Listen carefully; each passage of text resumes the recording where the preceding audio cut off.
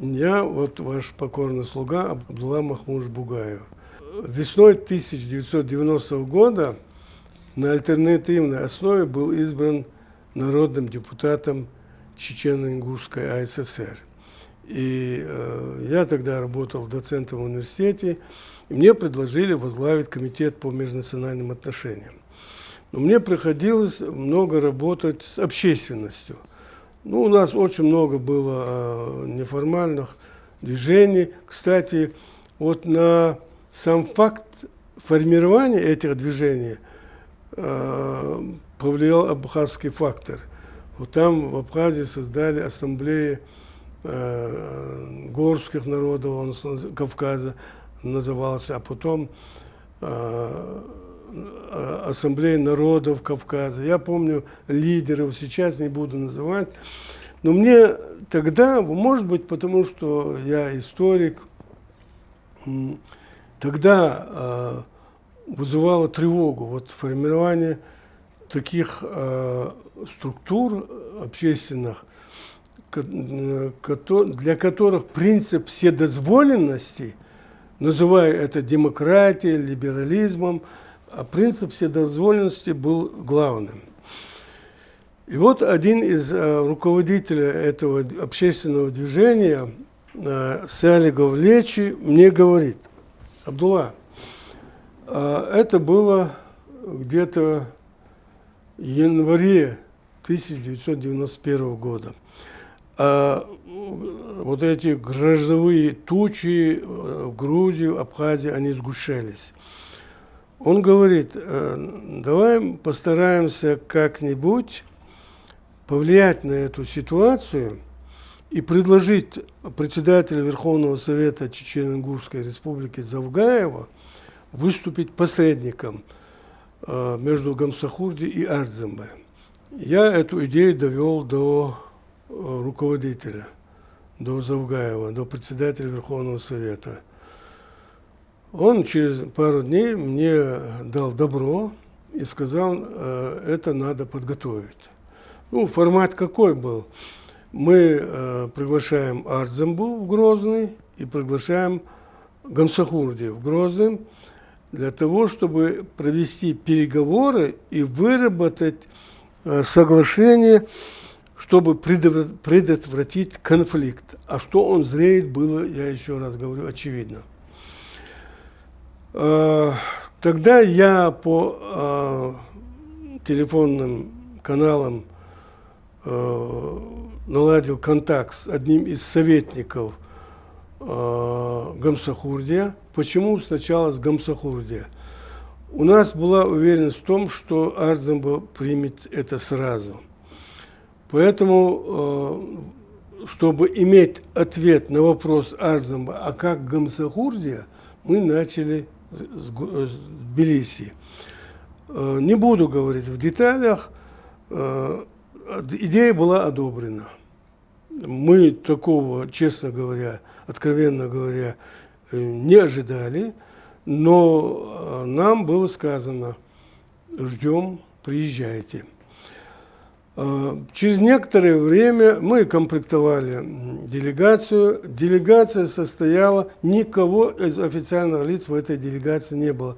Единственное, я представлял Верховный Совет, депутатский корпус, не чиновник, а именно народный депутат, член президиума Верховного Совета. А все остальные – это старейшины, представители общественности. Общая сложность 16 человек. В том числе был и потомок шейха Мансура, Далкаев Магомед, если я не ошибаюсь. Но он в таком национальном одеянии. Вот, мы встретились, поговорили, и потом до нас дошла информация, что вот представители Дудаева ведут переговоры с Гамсахурдией. Нам было сообщено, я тогда связался, сказал: если параллельно с нами ведутся эти переговоры, то мы отказываемся от своей идеи, отзываем свою идею. Нам было сказано: нет, мы с ними не ведем разговоры на серьезную тему. Мы готовимся на встречу с вами, и была согласована дата 15 марта. Мы сами зафрахтовали самолет вот за счет средств общественной организации. Приехали в Минводы. Да, мы летели на вертолете в Минводы, вот наша делегация, и была предпринята попытка развернуться. Но мы под угрозой вертолетчиков заставили посадить вертолет в Минводах. В Минводах мы заплатили наличными деньгами, взяли самолет Ту-134 и прилетели в Сухуми. Мне было сказано, что состоится встреча тет-а-тет с Ардзинбе, что его нет в Сухуми, но встреча моя будет организована. Поздно ночью, это, по-моему, было за час после полуночи. Я помню, что это высокогорное место было. Мы с ним встретились. Мы до этого никогда не встречались, но я Ардзинбу знал как депутат, народного депутата СССР по телевидению. Вот. Ну, он историк, он доктор исторической науки, я кандидат наук, мы историки. И когда я ему сказал о целях нашего приезда, у него появились слезы.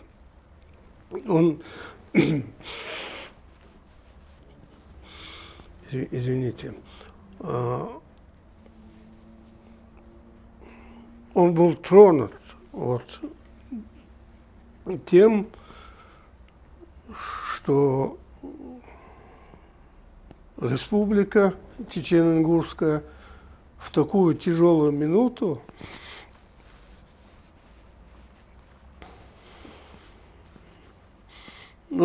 протягивает руку помощи.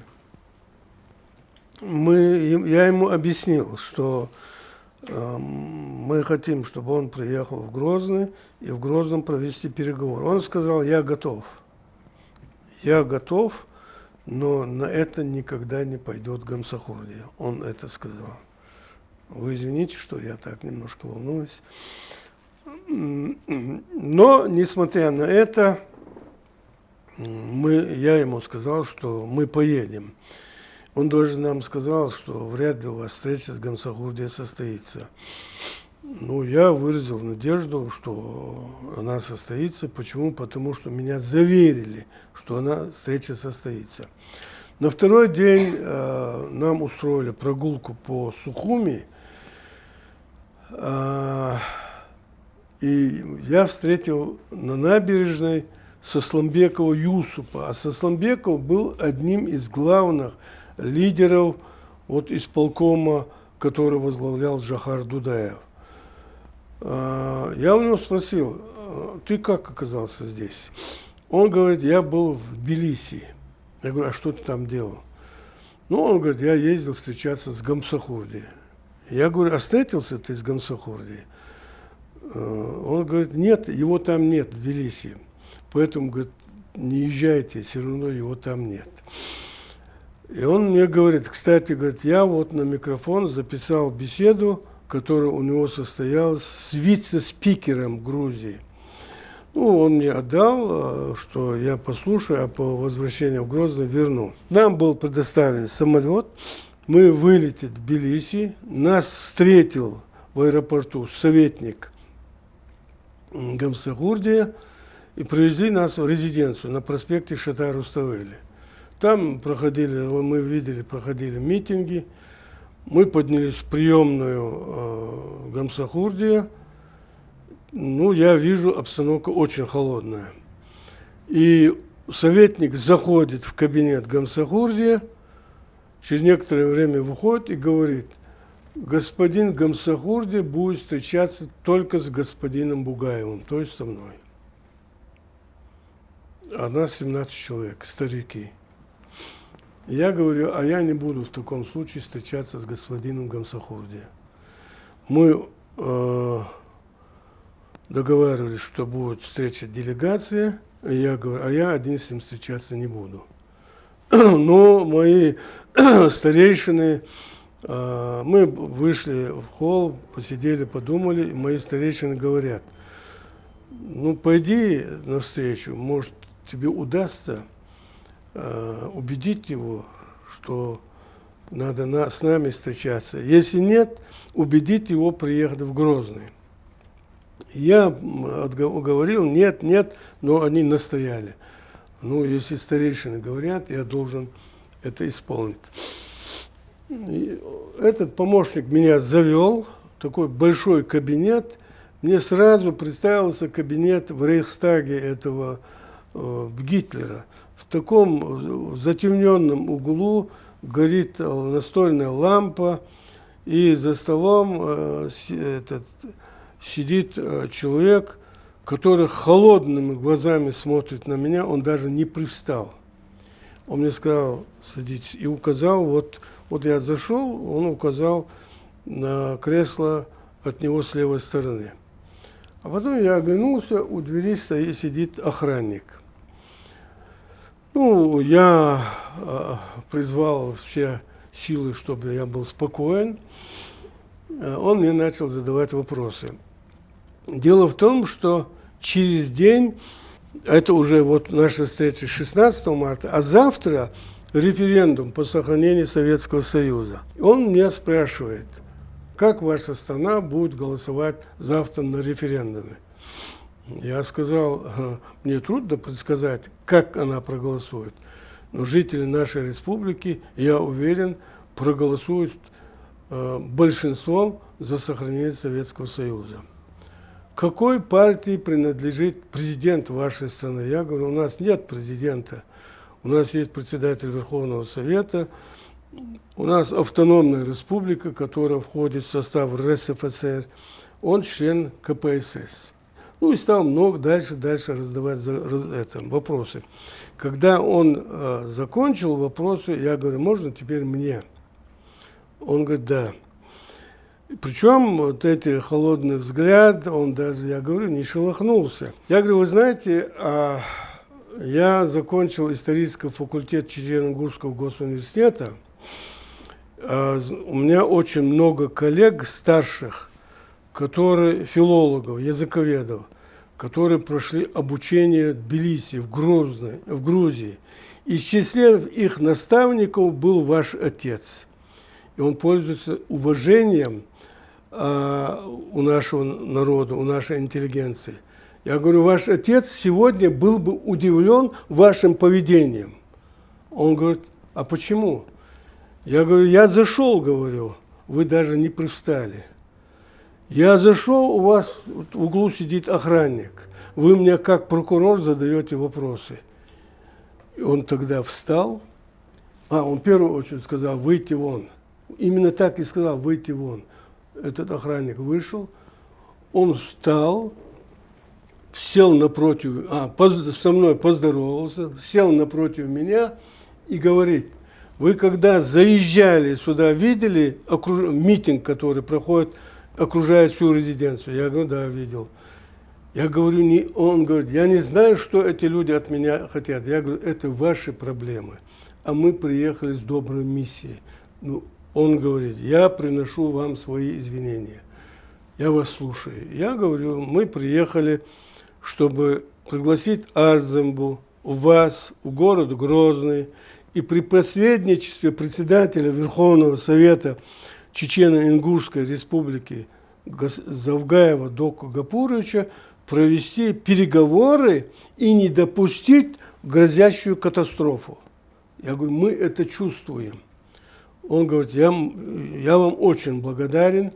Я обязательно когда-нибудь приеду в Чечено-Ингушетию, но встречаться Арзамба, говорит, я не приеду. Почему? Он сам себе задает вопрос. По Конституции Арзамба, говорит, мой заместитель. И дальше этого кабинета я с ним разговаривать, порога этого кабинета я с ним разговаривать не буду. Вы, Звяд Константинович, да, вы меня извините, говорю, это уже ваши внутренние проблемы. Мне нужен ответ, приедете вы или нет. он мне говорит, встречаться с Ардзембой в Грозный я не приеду. Я говорю дальше, вот там в приемной старейшины, люди, уважаемые в республике, вы даже не соизволили выйти им сказать хотя бы слово благодарности. Они, бросив все, приехали сюда, чтобы не допустить катастрофу, беду. Он встал, открыл дверь и сказал, заведите. Их завели, посадили, ну, со всеми он за руку поздоровался, посадили за стол. Мы сели во главе стола рядом с ним. И он мне говорит, кто из них что хочет сказать. Ну, я обратился на чеченском языке, говорю, «Вестмилхул шушу». И там Далкаев Варий, потомок шейха Мансура, он выступил и почти слово в слово повторил то, что я сказал. И очень мудро сказал, что нельзя кавказским народам посягать друг на друга, нельзя ущемлять интересы, нельзя ни в коем случае допустить до вооруженного столкновения, до братоубийства. И он сказал, мы умоляем, приезжайте. Но он повторил эти же слова, что да, я приеду, но не для переговоров с Ардзембой. И кто-то из стариков сказал, Хана Марха Деду, говорит, завтра начало уразы, нам уже до темна надо быть дома. А он меня спрашивает, а что они, о чем они говорят? Я говорю, у нас завтра начинается пост ураза, месяц уразы. А надо заранее подготовиться. Он, видимо, нажал кнопку, кто-то зашел. Сколько времени надо лететь из Тбилиси до Грозного? Тот говорит, 50 минут. Он посмотрел на часы и говорит, всех гостей накормить, на такое-то время назначить самолет и доставить их в Грозный. Вот так мы приехали в Грозный. И, 50 минут мы прилетели. Потом его свергли, Гамсахурдия. И он оказался здесь, убежище нашел здесь у Дудаева. И он сделал такие заявления, что признает независимость Чеченской Республики, то есть сделал такие провокационные заявления. И я тогда сказал, да, мы приглашали Гамсахурдия приехать в Грозный и сесть за стол переговоров с Ардзембой, предвидя, что это может закончиться катастрофа. Закончилась катастрофа. Он обещал приехать в Грозный, он обещал, но он приехал и делает провокационные заявления. Если он действительно сочувствует, искренне сочувствует чеченскому народу, эти заявления о признании государственного суверенитета Чеченской Республики нужно было сделать, когда он был легитимным председателем Верховного Совета Грузии. На второй или третий день меня отыскала его пресс-секретарь и просила дезавуировать вот свои заявления. Я сказал, вы Бугаева не знаете. Если я один раз сказал, я свои слова не беру обратно. Вот так, к сожалению, закончилась наша миссия. Но я хочу подчеркнуть, независимо вот от всего этого, наша республика, чеченцы и ингуши, мы представляли Чечено-Ингушскую республику, мы постарались не допустить катастрофу. Вот была единственная цель. Мы были уверены, что вот мы сумеем посадить их за один стол по обычаям, по кавказским традициям, протянуть друг другу руку и сказать мир и дружба. К сожалению, получилась кровь и война. Я благодарю вас от имени всех абхазов за намерение. Как мы знаем, перед Всевышним первичное намерение. Спасибо вам за попытку, за то, что подходили к этому вопросу по-горски, по-кавказски. И Табук Дарадзе, и Табук Баркова. Счастья, благополучия вам.